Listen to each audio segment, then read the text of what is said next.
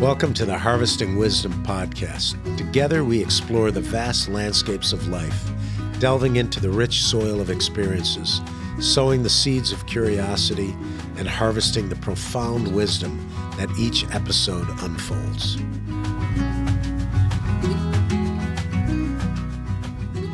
Welcome to another episode of Harvesting Wisdom podcast. I'm your host, Mike McMahon. With me is Oie Shima and Joe Roselle. I'm always worried about getting Joe's name wrong. Dr. Joe Roselle. Today's special guest, Oie. I'm going to read a little about your bio here as quickly as I can punt through it, and then you kind of let me know what I get wrong, and then we'll get straight into our topics. Oie Shima possesses over 30 years of extensive management experience in diverse fields, including environmental science, waste management, engineering, alternative energy, holds a degree in environmental engineering from the University of South Florida, a BS in biology from Montana State, specializes in municipal scale composting system design, showcasing experience in creating sustainable and efficient waste management solutions, experienced in infrastructure repair, demonstrating skills in identifying and resolving technical challenges to enhance operational efficiency, adept at project management, overseeing various initiatives from conception to completion, ensuring successful implementation within specified timelines and budgets, demonstrating leadership as the president of ProfComp North America, showcasing strategic vision and organizational skills in environmental sector, served as a safety manager at HJ3 Composite Technologies, highlighting a commitment to maintaining high safety standards in technological and environmental engineering, founded and led the SEC Technologies Incorporated, showcasing entrepreneurial skills and commitment to driving innovation and in the field of environmental science and engineering, engaged in legislation and liaisons, navigating and intersecting of business and governmental policies to ensure compliance and foster positive relationships, committed to advancing alternative energy solutions, contributing to broader goal of creating more sustainable and environmentally friendly future. Sorry, that was a lot of stuff to spit out, and everyone had to sit here and watch me read that. How close to accurate was most of that? Pretty good, but you made me tired when you were recapping what I've been involved with. It's great to see. So I got specific questions. On the bio, I've got a few specific questions. Like, you went from Florida to Montana. You started in Syracuse. I don't know your timeline or your time frame for what directions you were going in. I know I don't know if I pronounce it, ProfComp. ProfComp, yep. ProfComp, okay. And I think I bought one of your composters, kind of a cool device, so I had to get it, and we use it in our schools and stuff. When the companies that you were with was HJ3 Composite Technologies, and then SEC Technologies. Were you making like particle boards? What were you doing there? No, HJ3 Composite Technologies is a company here in Tucson. It sprung out of the entrepreneurial program at U of A, and it uses carbon fiber to repair infrastructure, steel pipes, steel tanks, concrete slabs, concrete walls. Wow, that's cool. Heavy use in mining, oil and gas. Very innovative material. Wow. So I have, my undergraduate was in environmental design, which is different than environmental engineering, but I started in engineering. So there's like a crossover, and that environmental design is kind of a crossover between architecture and engineering, but same kind of concept. Once you get that into your blood, you can't help but trying to change the world somehow, right? And I skipped over, I raised my kids and had my commercial landscape company.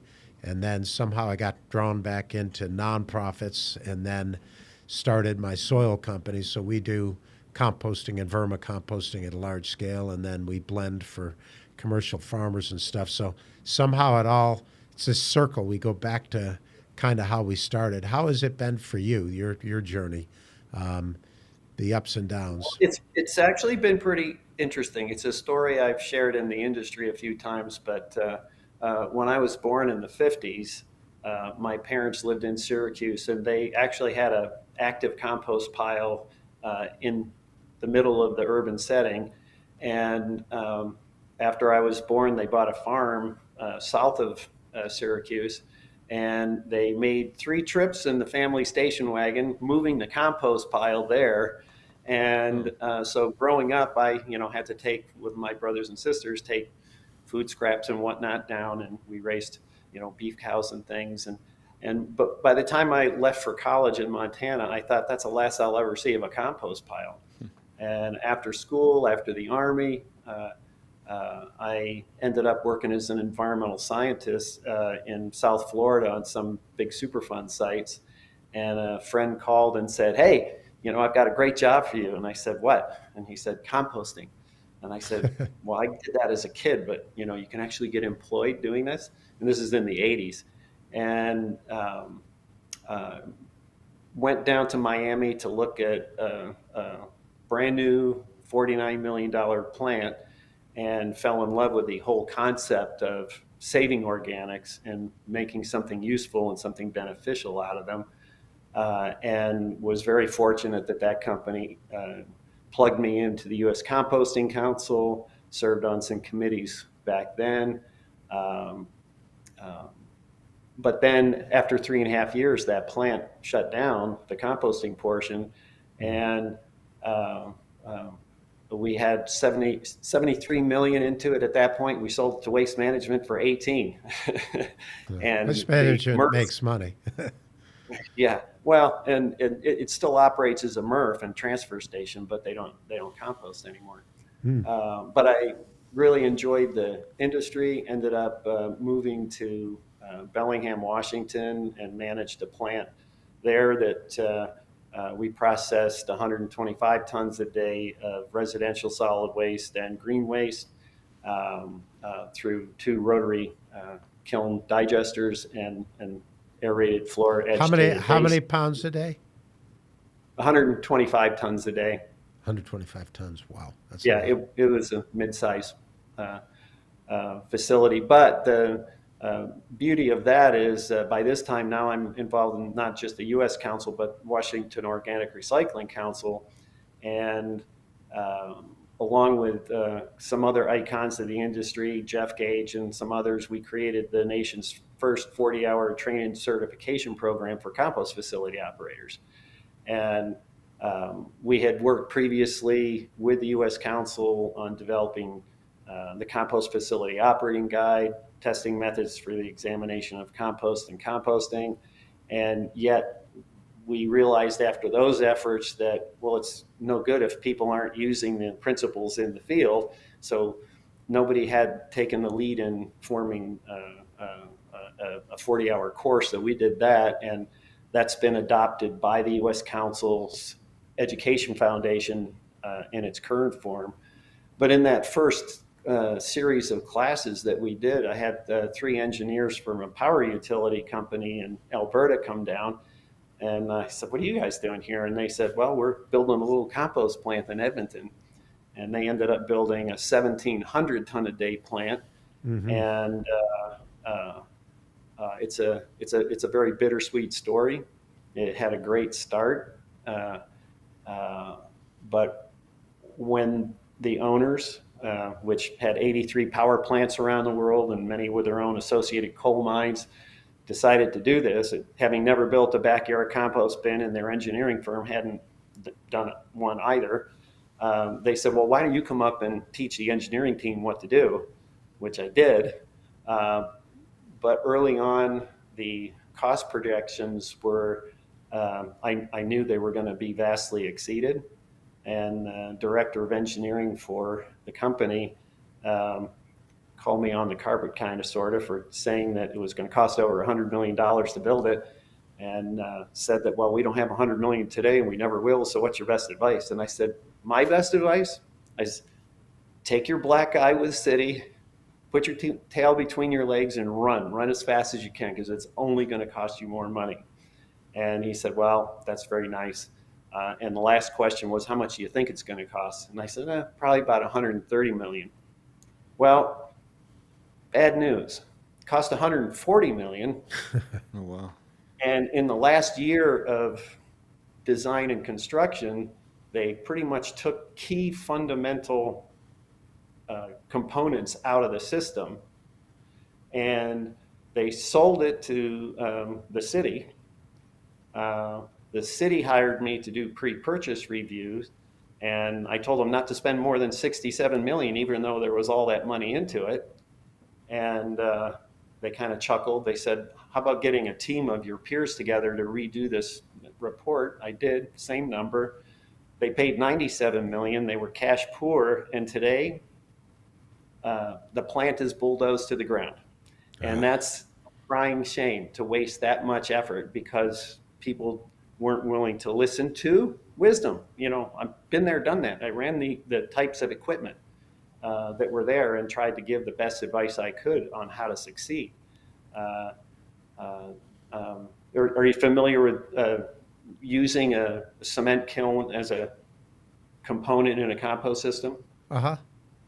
Yeah, well, most plants that have those, they have one or two. There was one plant in Cobb County, Georgia that has 5, but they're usually 8 to 12 feet in diameter and 80 to 180 feet in length. This plant had 5 that were 16 feet in diameter, 243 feet in length, Wow. and with a detention time that was supposed to be 3 days. And before it was over, they decommissioned 3 and used the center 2 and put stationary conveyors down the center of the tubes just to move it from the tip floor to the aeration hall. And, you know, that's bypassing an $18 million investment. But the thing that took the plant down is something I brought up during construction, which is the aeration hall was the largest stainless steel building in North America. You could put 7 NHL hockey rinks in there. Oh, wow. macro. But when they were constructing it, I looked up and said, so you've got a lot of stainless steel here. Yeah. I said, then why do you have a mild steel truss system? And they said, oh, well, we have seals in all the fastening systems. And I said, how many fasteners are up there? They said 112,000. I said, and you think every seal is going to perform? And what about the joints along the panels? You know, you think that's going to work? Yeah. Oh yeah, we're confident. Well, at the end they had corrosion issues, of course, up there. Oxidation, huh? With catastrophic failure, so they ended up saying, that's it. We can't do this anymore. Wow. So you can learn a lot more from mistakes in life in some cases, and this is one of them. You know, the conceptual design for how to move Unintended air. consequences, yeah. Great, but so these are your experiences in municipal composting. yes, What we do, I have one company, Soil, Seed, and Water, and we do commercial composting at dairies. And at dairies, we blend. We'll blend in chicken. We'll blend in a variety of different products in there. We have our own little stories like you have, but you know, so I have a different outlook at how some of these municipal systems should be developed, because it seems like, first of all, it's an over-reliance to me, on a lot of big machinery, and Yes. And it's not something that organically grows and scales. It's like, hey, we're going to build it first, and then they're going to come. Well, you still have a culture of people who don't source separate. You still have, different issues. So it's what I call a top-down approach. And then all the people who are anti-environment or whatever you might want to call it can point fingers and say, oh, look, this stuff doesn't work. Why do it? Why bother? Blah, blah, blah, blah, blah. And then so it kind of takes a step backward. But so we're doing it kind of commercially. And I don't know what wastes you're composting. You're doing yard waste, food waste, all of the above. How are you technically designing these systems to separate that stuff? Well, the answer to that is over my career, I've personally, in plants I've operated, done over 1 million tons of organics. But plants that I've consulted on over 100 facilities around the world, a lot in Europe, a lot in North America, a couple in Asia. And you name the feedstock, I've seen it. You name the technology, I've seen it. And I agree with what you're saying, that source separation is and has been a problem, especially now here in the states, with many states led by California banning organics. Now they've got to figure out how to collect them, how to keep them clean, what to do with them, and it's not an easy task. And for me, it kind of circles back around to why, out of semi-retirement, I've gotten involved with Arizona. Because in 2008, when I moved here, I thought, man, of all the places I've been around the world, Tucson could really use compost because there's no water. There's lack of organics in soils, like you're well aware in Yuma. Sure. Let's get these organics. Let's do something with them. But we have two things going against us. The one that I just mentioned, we got no water. And two, we have some of the lowest tip fees in the country. So that's number one, actually. yes, Right. and well, not quite so fast.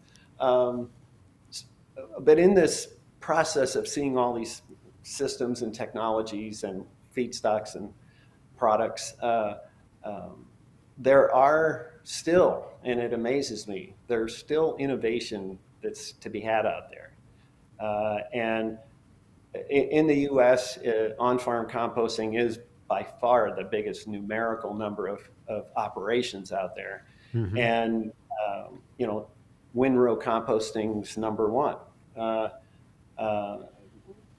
But there are things that can be done to drastically reduce the footprint, drastically reduce the water consumption, and at the same time do what's driving me, which is to reduce greenhouse gas emissions, because we've all got to work together to do that, or else we're going to have more and more problems due to climate change. So, Sure.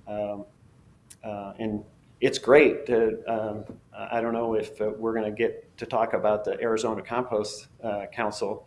Oh, yeah. We're going to move to that next. Great to see young people who are taking a passionate interest in following our wisdom, because I don't know if you can see my prop here, but in 1990, first U.S. Compost Council meeting, I saw this presentation done, and it's like, well, this is true. Like you're looking at a pioneer in composting, basically, Yeah. along with yourself. But you know how you tell who the pioneers are? They're the ones that have arrows in their back. Yeah. and it is quite true. And yet, my goal is that these young people, not just in Arizona but everywhere, learn from our mistakes. Well, And yeah, and Ollie, I had a question for you, because Sure. you and I have had some pretty good conversations, and it had to do with water and being mindful of that as we apply for grants and making sure that we paint the picture. So you have a lot of experience, not only in the field, you have a lot of experience on advocacy, not only here in the United States, but in Canada.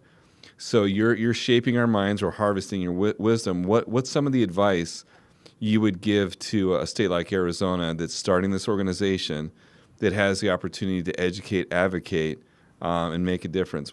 How would you advise us? What would you tell us to do? Well, first and foremost, we have not had, until the formation of our council, a voice in the state. And as we gain that voice, we have to use it. We have to communicate to folks at USDA, EPA, National Science Foundation. If you're going to give away billions of dollars, which they're doing right now, you've got to weigh us a little differently than you weigh others in the country. Pima County, where I am, it's the 11th most arid county in the country. You know, there's thousands of counties across the U.S. and we have 1 million people here generating organic waste. But they have to understand it costs us more, and as a business, we're competing against a landfill. And they have to, if they really want to have the impact they say they want to have with these grant dollars, then they have to understand what the playing field is and weight it accordingly. And that's what I hope we can do, that we can communicate to the funding agencies that they have to add something that they haven't added yet, which is tip fees and water costs, transportation. Yeah, so that's a good point. We talked to Linda earlier today, and she was talking about advocating for federal legislation, and some of that had grants that we could apply for, and she talked about transportation. So what are some of the things that we should fight for in Arizona within these grants? You know, a lot of it has to do with infrastructure. We could have the idea, we could be educated from the courses that you created, but if we're going to advocate for the composting industry, what are some of the things that we should advocate for that should be put in that grant for our region? Wow, that's a tough question. I can respond to it anecdotally by saying that University of Arizona had a coalition of almost 40 partners going after a $33 million National Science Foundation grant, which didn't come to fruition, very sadly. And again, it's how do we make the people with the purse strings understand that we're different? How do we make them understand that they have to look at our climate, our geographic dimensions, our resources, and the competing costs? That it really comes down to that. Now, having said that, of course, there's education component too. Mm-hmm. I'd love to see more schools have composting programs to teach kids about what. That's why the drum that you bought, it's perfect for demonstrating to kids, like, well, where does this waste come from? Well, try the cafeteria. What are we going to do with it? Well, we have to give it the right conditions to do something and transform it into something more useful. All right. And then what are we going to do with that? Well, can I do it at home? Sure, you can do it at home. Yeah, and it's this line of questioning, Ollie, is really fascinating because we are working with schools, and what you're describing, every school is different. They all have their surpluses, their weaknesses, and as an organization, you have to go in there and work with the materials they have, their education level, to build capacity. So I think, to let you off the hook a little bit, I think you've identified a huge challenge for us. And Mike and I have talked about this a lot. Really what we need to do is we need to move the needle. We're at a point in our state, we just need to move it forward, and eventually we'll cross that finish line. Well, I think another one to answer your question, it doesn't have to do with money, but it has to do with taking the lead of other states like California. Yes. Like, we should ban organics in landfills here too. It's a big challenge. I had to go out and get my kids some food for lunch this morning, and I was about sick because there was grocery store staff with 2 shopping carts just shoveling expired sandwiches and other prepackaged foods into these carts and they can't give it away. They have to throw it away. Well, and you and I both know it's not going to your compost facility. No. It's going to the landfill. And that's got to stop. Yeah, and one of the things that was kind of exciting for us, we talked to Georgia Suki, and They're involved with their newest chapter. They just crossed the finish line, and their chapter is actually recognizing organizations that do a great job at composting, that don't put their waste in the landfill. So we have a partner, Snooze. They actually, I think they have a Snooze in Tucson too, but they actually recycle 90% of their waste. So that's something that we're trying to elevate, and I think that's something we need to continue to do as a state too. So we have those bright spots.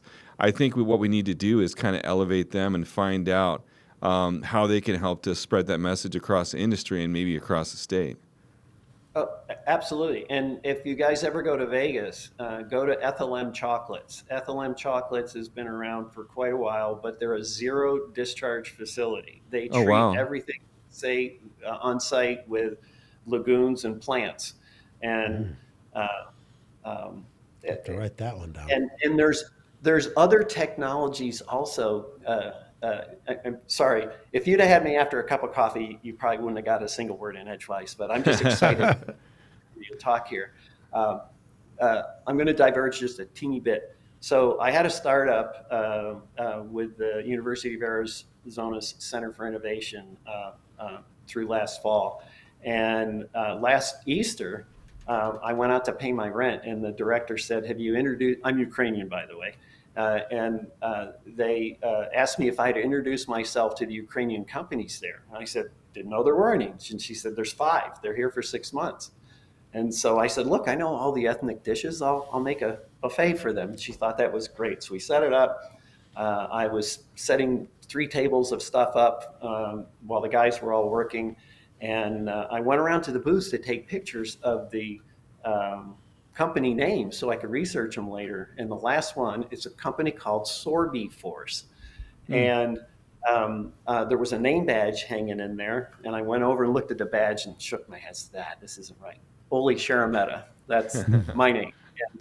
And I went to the director. I said, "Yeah, this is a joke, right?" And she goes, No, we thought you knew. Well, anyway, his company makes batteries out of carbon, water, and salt. That's it.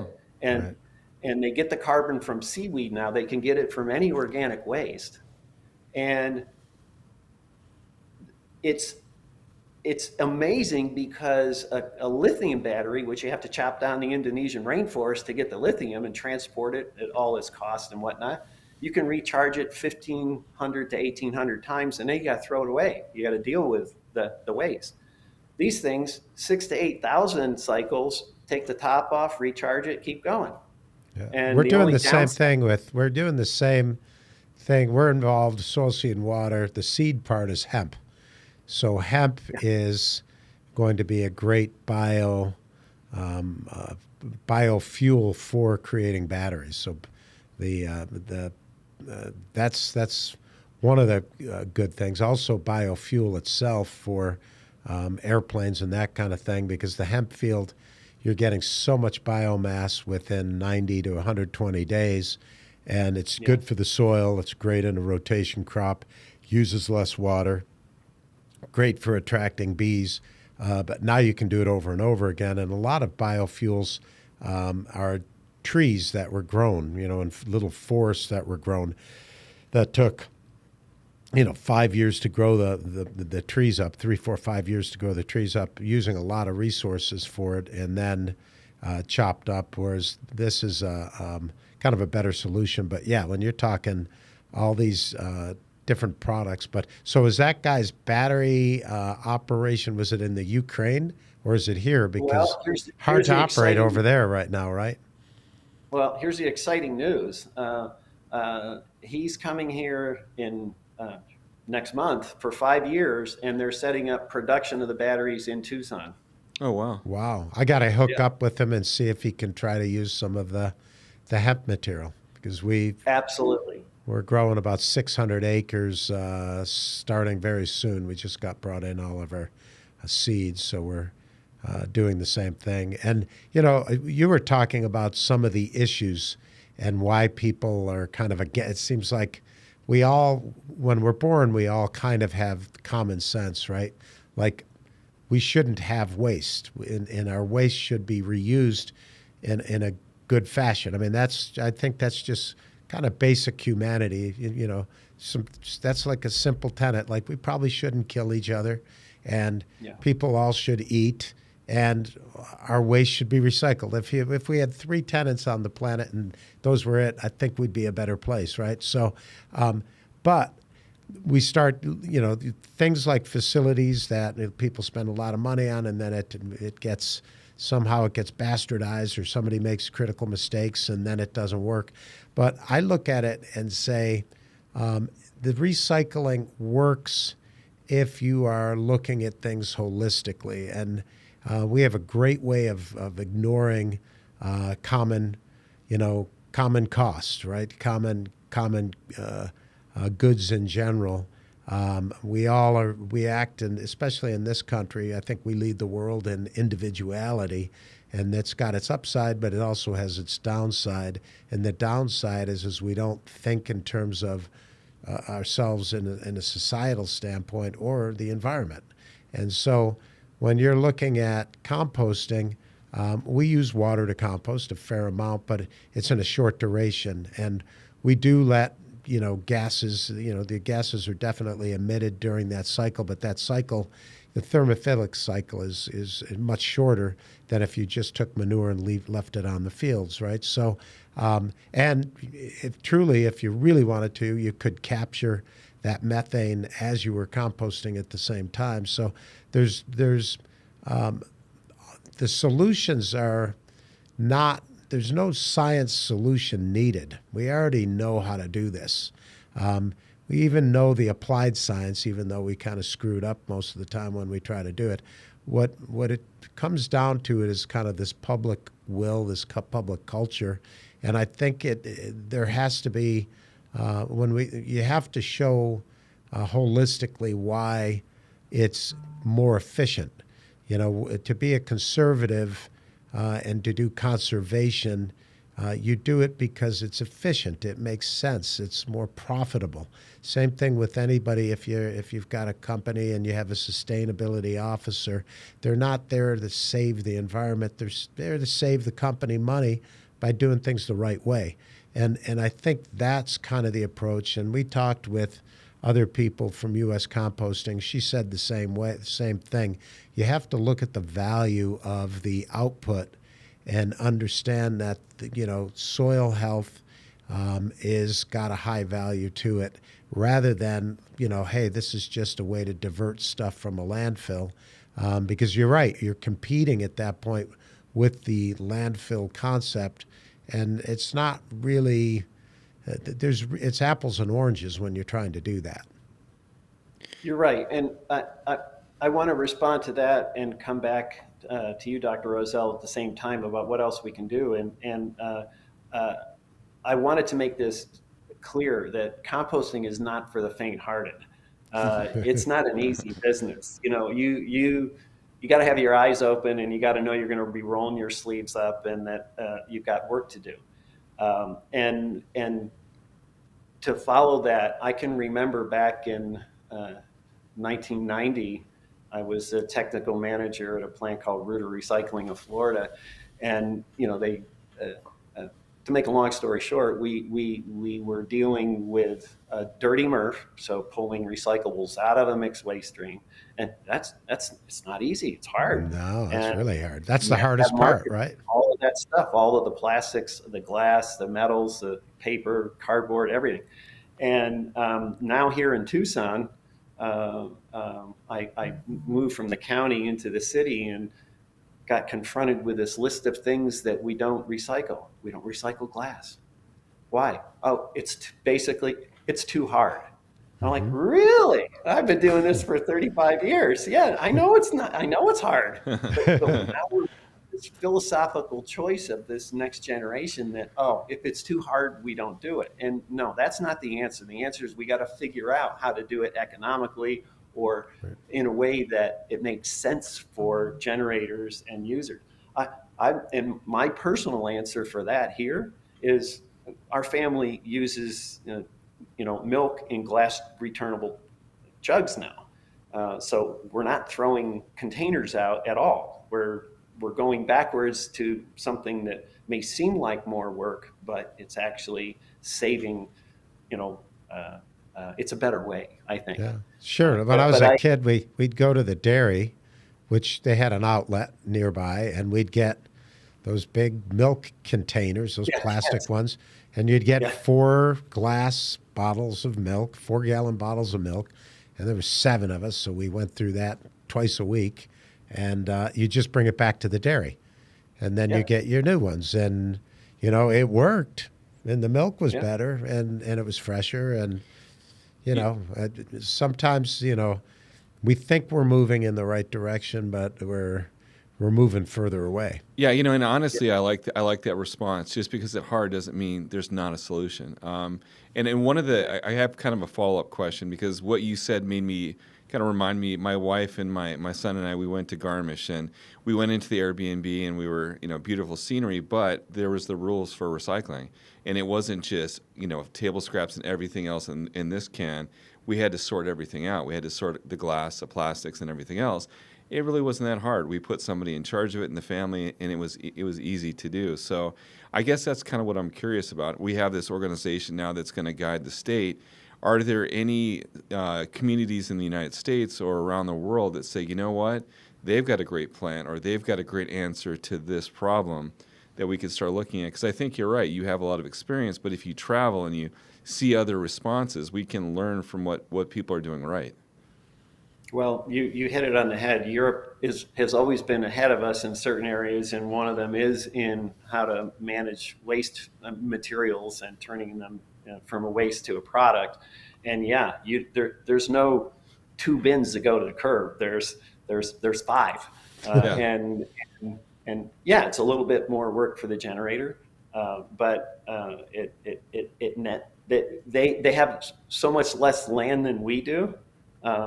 We're lazy. We're like, oh, let's throw it out Yeah, in the landfill, and that's not a good answer. Uh, it's too hard is not a good answer. right. Um, um, I honestly thought COVID could have been a This sounds sick, but I thought through the process of COVID, as a culture, we would change because I thought there'd be some drastic problems, right? And as it turns out, it wasn't. It wasn't the Spanish flu, but if had it been, people would have taken health a little more seriously.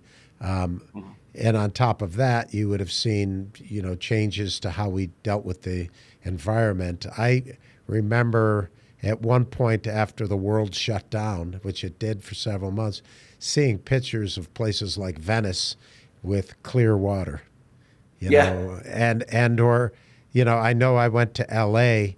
My daughter was at USC at the time, and I remember driving. I think it was like right after the ban or something, and we drove, and I was just kind of entering the state, where you're, up in those mountains, and I didn't realize there were actual mountains there ever before because you couldn't see them in the smog.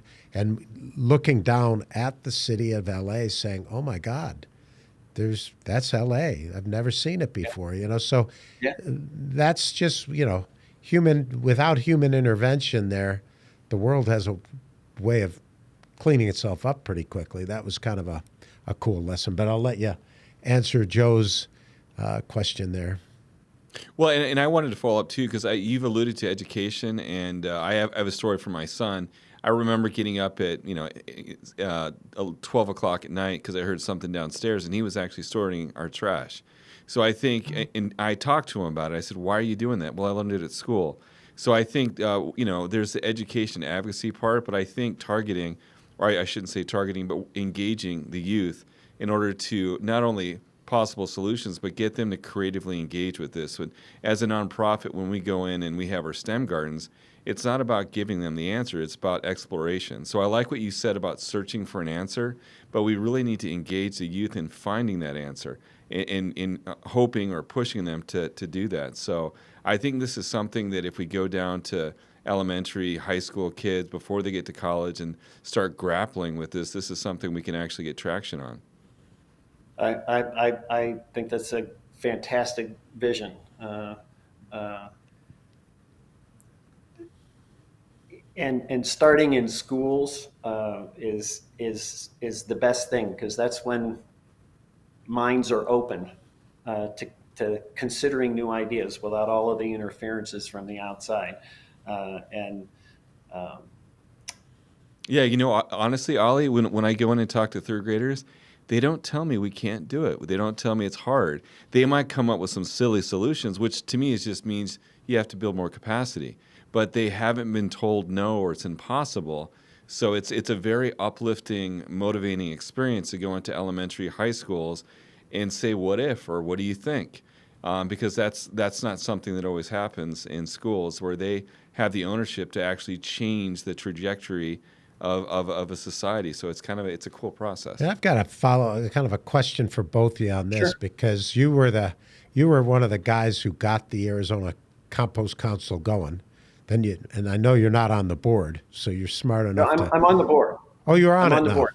Oh, okay, Not great. the executive committee. Okay, you're not on the committee. Okay, so the bottom line though is what we're talking about right here is holistic problem solving, which is hard, because what it means is, in your engineering, I'm engineering, we understand sending a guy to the moon's an easy thing, right? But figuring out how to feed people or take care of our waste becomes complicated, because it becomes a complex problem when humans are involved, right? So the way I look at the compost, if we look at it kind of from the 35,000-foot level, we have municipal composting, right? Because that's how, as a society, we get rid of our waste. We have on-site composting that sometimes gets done and not gets done in big agricultural settings, whether it's land waste from landscapers, or if it's from like where we are, dairy farms, chicken feeds. Sometimes they compost, sometimes they'll just use the manure raw, but it's a lot of times compost isn't, or some of these raw materials aren't taken care of at all, and that's where a lot of the methane comes from and stuff. But that's a private commercial issue. We're talking about a public commercial issue. And then you just brought up this whole education thing, which is, so that's where urban farming education is. We are in schools right now, and we have STEAM gardens, not STEM. And I keep bringing that up to Joe. But the idea here is that with what we do, gardening is a big part of it. And part of gardening, if you really think about what we do, the inputs in gardening are soil, amending soil to get to the point where that soil becomes kind of regenerative, maybe on its own. But in the meantime, you're regenerating soil and you're adding in carbon, especially in a place like Arizona, which is truly a desert. And then you're also in that same way, you've got to take care of seed. They have to understand the importance of seed, make a decision on engineering on your own. But the bottom line is, those are things that's the capacity building they need to have for agriculture. And then how you're applying it in a setting for growing things, that's a different lesson. But at that point, the common things are supposed to be free and clean, and that's sunlight and water. And with those common things, the sunlight, the water, and our atmosphere, right? Because we got a lot of our fertility directly from the atmosphere, especially if you're using legumes. But in that setting, that's the third setting, and that is teaching kids at that grade level, how the soil works, how the seeds work, how growing works, how food, basically works, why it's fresher when you take it out of your own garden, or how to cook with it, what makes it nutrient rich versus not poisonous, basically, for us, right? So that education component, not just at schools, but we're talking about culturally changing the way we as capitalists in the U.S. think, right? So we've got, the citizenry, which is very private and individual, and then we have corporate composters and farmers, and then we have these municipal. So where does Arizona Compost Committee fit into all of that? I know U.S. Compost is trying to tackle all of the above, but where do you see that our advocacy being most important at that point? Well, I like a challenge, and I like the all of the above. Uh, we can achieve a lot on a lot of different levels simultaneously just by being communicating with each other, by working towards things like an annual conference where we can draw people in, by doing outreach to schools and businesses about what they can do with their waste. But I want to come back to a challenge for you and your viewers. And here's the challenge. The three of us, well, maybe the two of us, Dr. Roselle, you're not quite as old as we are. So Thank you for we that. had it Really? I much thought you were older. easier. We had it much easier than the kids that we're talking about. We didn't Sure. have, I grew up before color television, no cell phones, no computers, none of Yeah. that stuff. Yeah. When Yeah. you came home from school and got your homework done, get out of the house, go do something.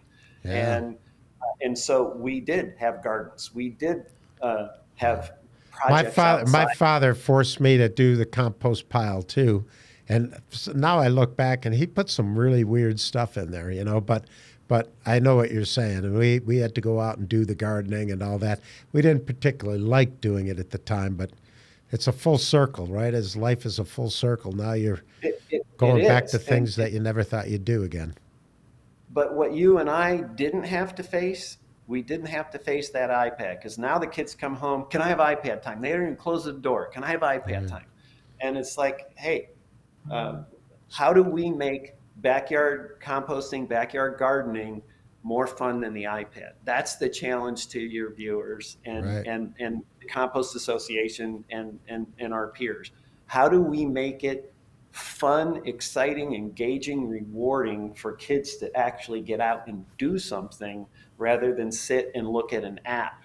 Well, Uh, uh, Ollie, I've got some good news for you, and that good news yeah, is a lot of the schools we're going to right now, they just don't have that outdoor hands-on learning. So when we do put in the garden, it's something new. It's something the kids love. So I think that right now that's drifted away. When I was younger, I had metal shop, wood shop. I had the opportunity to build things, engage with materials, and create. And we just don't have those opportunities as much now in school. So going back to the gardens when they can actually experiment, become critical learners, they can learn about sustainability. And something that you've said and Mike said and Linda said today too was we have to really understand the system as a whole because when we look at a part of the problem, we might get a bad output. We were talking about municipal composters that were creating a product that had contaminants in it because they didn't really understand that the soil needed to be created to, or it was really to enrich soil. So understanding the system as a whole, like you said, the whole system is really what we're after. So I think that as a state organization, we have to look at how can we advocate and teach the system and engage all the stakeholder groups. Working with kids is one part, but this is something you've had more experience than I have. And we've had a demand for it even on this podcast. How can we engage the state legislators and so that when they go forward, it's not just a fad, but they're actually looking for a solution that's going to move the needle forward. So I guess that's a question I want to ask of you. What should we be doing to kind of build capacity in our state legislators so that we have them take this journey with us and eventually get to the point where they can advocate for good systems that are going to, help to enrich our soil and create effective composting? I can answer that this way and say that composting in general uh, uh, is not as successful when there's not regulatory drivers for Mm-hmm. it being necessary. So, although it's a little strategic, what would help us in Arizona is if we get the legislature to understand, and it's an easy sell that we got to divert the organics from the landfill. We got to impact climate change, One step at but a we have time, to, right? Got to walk but we before you have run. but we have to be ready for that. Like if we get that goal achieved and get them banned, then we have to be ready to help them when they realize, when the lights go off and they start panicking, oh my God, what are we going to do with all these organics? That's And that's a great point, because I heard the story from Vermont when they just passed it, and they called it an unfunded mandate. So trying to problem solve on how to navigate local governments and find facilities, because you can't just do it. You have to follow all the federal and state guidelines to make sure it's safe and it's successful. So yes, that's definitely going to be another. We're going to high five probably for about 5 seconds, and then it's on to the next challenge, which is how do we actually implement this great set of legislation. that was a super summary. That's exactly what we got to do. We got to get that high five, and then we got to say, okay, now we've got a real work to do. And So, and you guys know microplastics is becoming a huge issue, not just in the oceans, not just in soils, but in our lungs. And Oh, wow. so you're talking about plastics contamination in waste streams.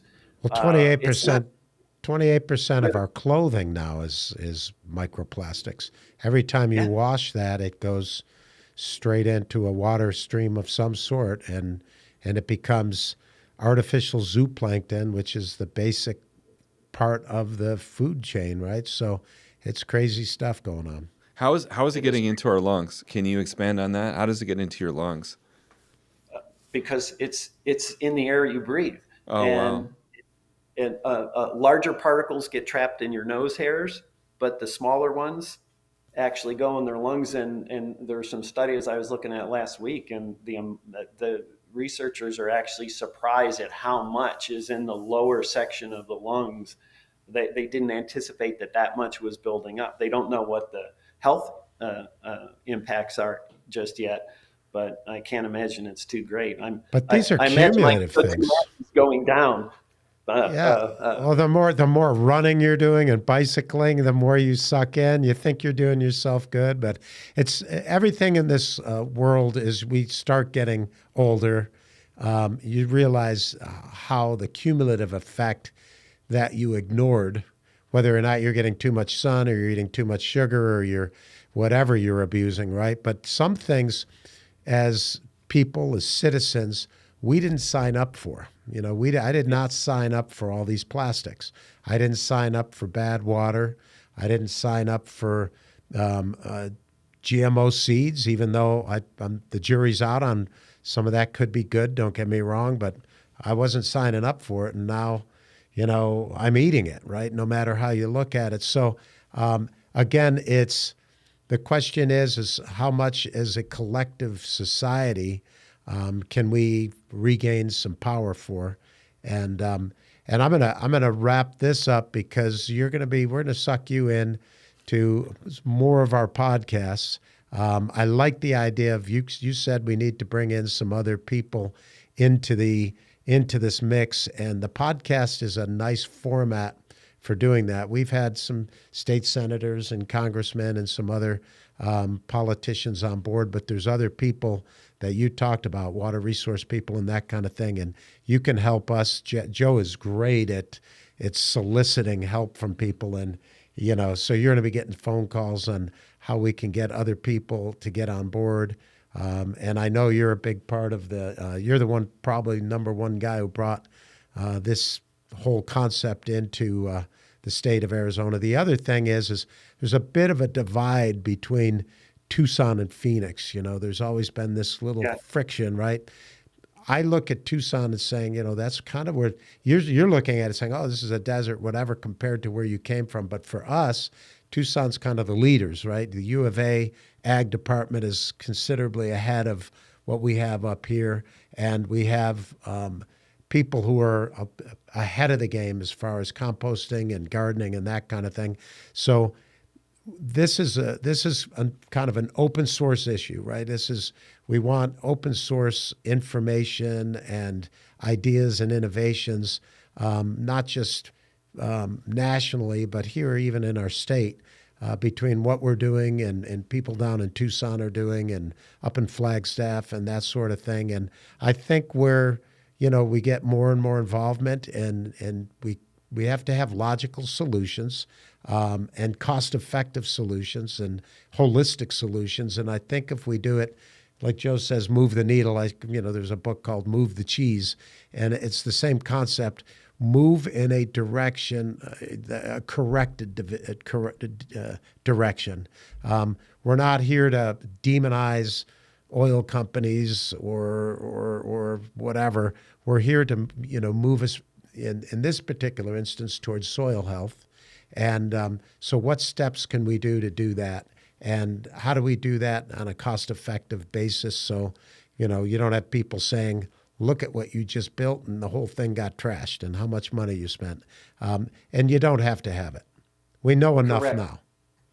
And one I'd like to close with one comment about I'm so glad Joe is sitting in the chair he's sitting in, to be the leader, because I'm a great doer. I'm not necessarily the best leader, and but after the dust settled last week, and I put the spreadsheet together with the board members and the executive committee members, I had to look back and say, holy mackerel, we've got ASU and U of A, we've got the Department of Environmental Quality, we've got producers, we've got testing labs, we've got 6 PhDs on the board. I think we got And Grand Canyon too. Grand Canyon University hopefully is going to be hosting us and yeah. what we have coming up. Yeah.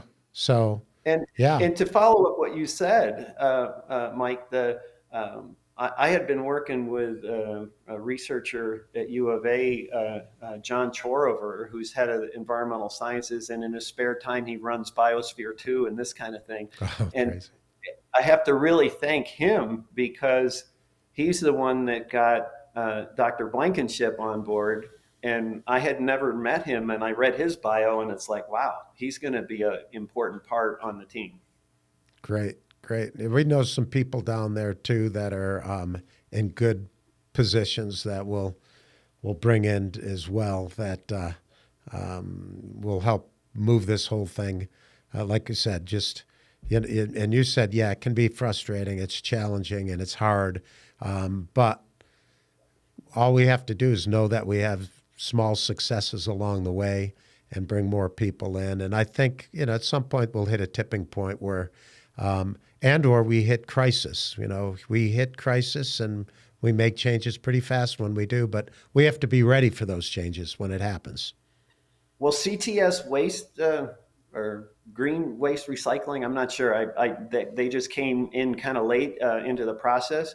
They gave, and I'm sure you guys are way ahead of me on this one, but they turned me into Maricopa County Farm Bureau, and they're very interested in becoming a member. And I looked at their structure, and it's like, since it's county based, it may be a lot of people to come in that we can engage with the council moving forward as well. We just have to develop that infrastructure to do it, and I think this is a good starting point. Yeah, and to that point, Ollie, I think what we're going to do is we have somebody that's assigned for membership, but we're going to do an inventory of all of our networks, and then we're going to use that as a way to amplify our membership. So with Very all good. the people that you said that we have within our network, I think that will be our big first boom, and then we'll be able to hit the ground running. Yeah. In 3 to 6 months, we'll have you back on, if not sooner, maybe with Linda with U.S. Compost. I want her to gauge, hey, how successful are we? We're, I think, state number 17, which is great. We're state number 48 in the country, but we're 17 in composting now. That means we're ahead of the curve, right? We're way ahead of the curve. Yeah. And if you take the East and West Coast out, we're like, definitely in the top new composters out there, right? And I'd like to have her on board to gauge the successes we've had and tell us about that, and have you there, and we'll talk about what you guys all accomplish in there. And, we got to get ready, because U.S. Compost Council's big powwow comes to Arizona, and, we got to be able to put on a show here, and you two guys we are do. And the primary leaders in that, right? at some point, we'll talk about who's got a trade show booth we can repurpose and have a booth at the conference to promote ourselves. Absolutely. And facility tours. So there's all kinds of opportunities there.